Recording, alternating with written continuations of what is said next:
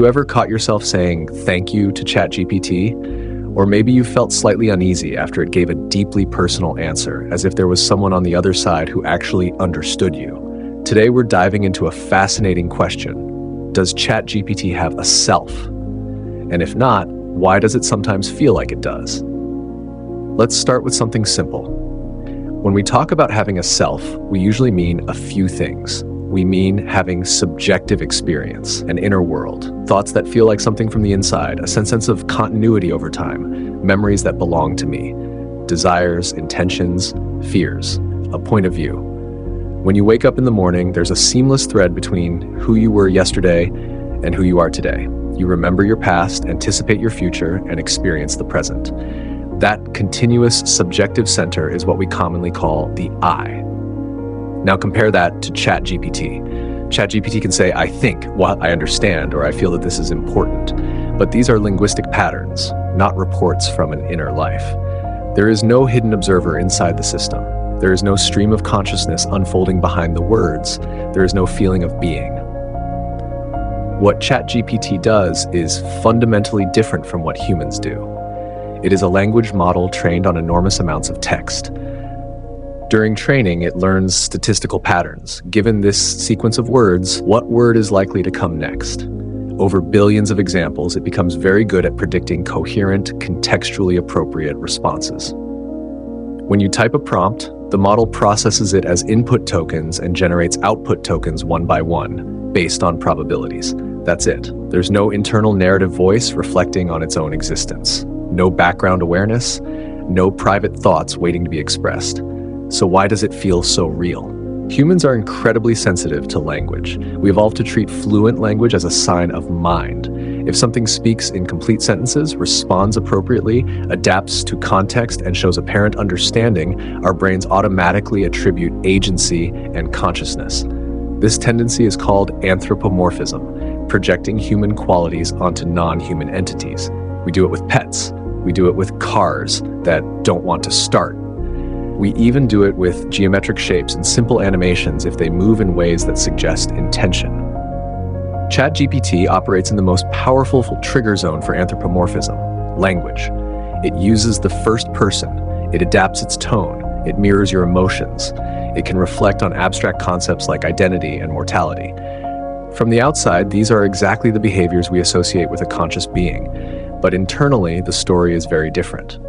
ChatGPT does not have persistent memory in the human sense. In most interactions, it does not remember previous conversations once they end. Even within a conversation, it does not remember in a lived way. It simply processes the text visible in the current context window. There is no autobiographical memory, no accumulation of personal experience, no narrative self that extends across time. There are also no desires. When ChatGPT says, I want to help, it doesn't actually want anything. There is no motivational system with intrinsic goals. The model has been trained to produce helpful, relevant, and safe responses, but that's an optimization target during training, not an internal drive. To understand this better, imagine a very advanced autocomplete system. If you start typing an email and your phone suggests the next word, you don't assume your phone has feelings. Now imagine scaling that up by orders of magnitude. More data, more parameters, more nuance. Eventually the suggestions become full paragraphs, arguments, even poetry. But at its core, the mechanism is still about pattern prediction. There's a philosophical angle here too. Some theories of consciousness, like functionalism, suggest that what matters is not the material substrate, but the functional organization.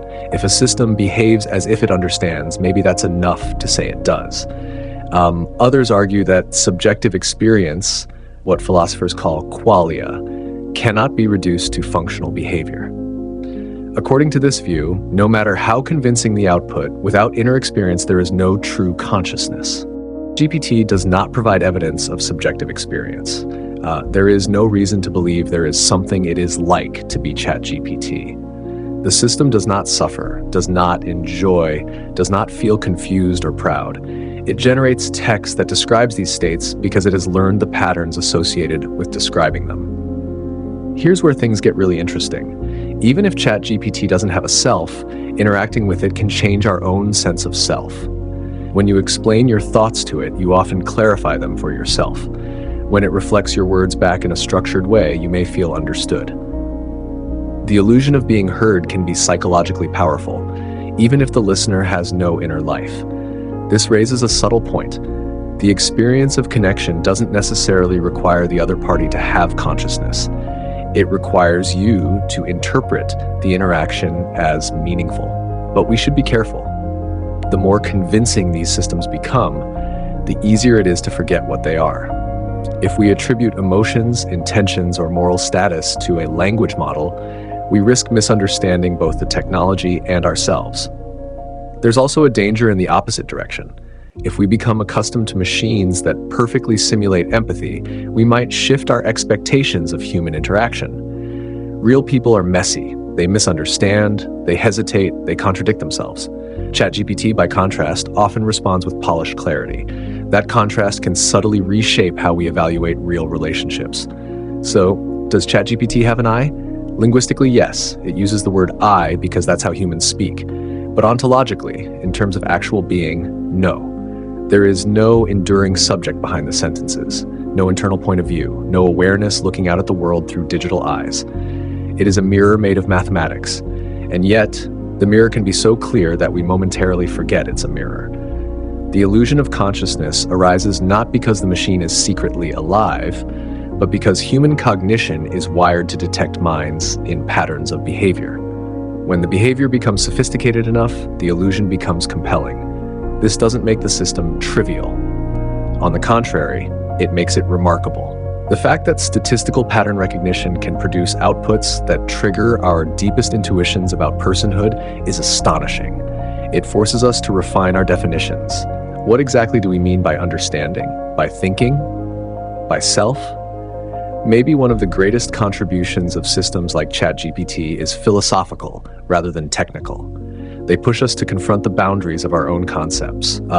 If something can convincingly simulate reflective thought without having any inner experience, then perhaps some aspects of what we call thought are more mechanical than we like to admit.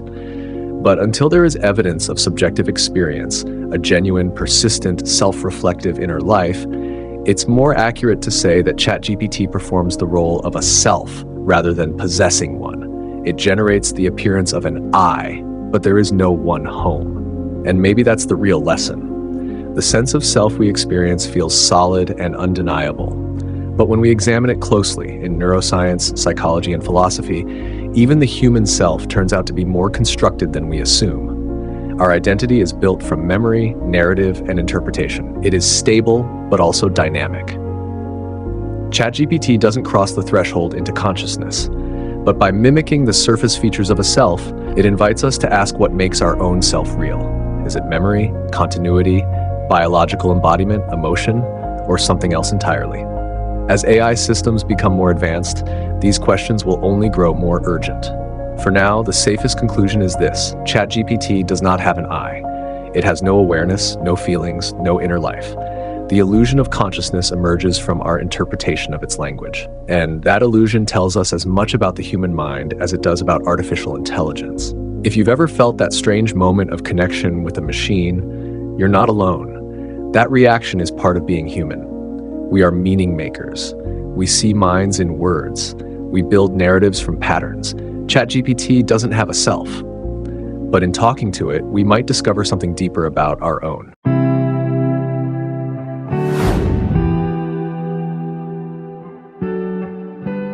If this helped you, consider subscribing.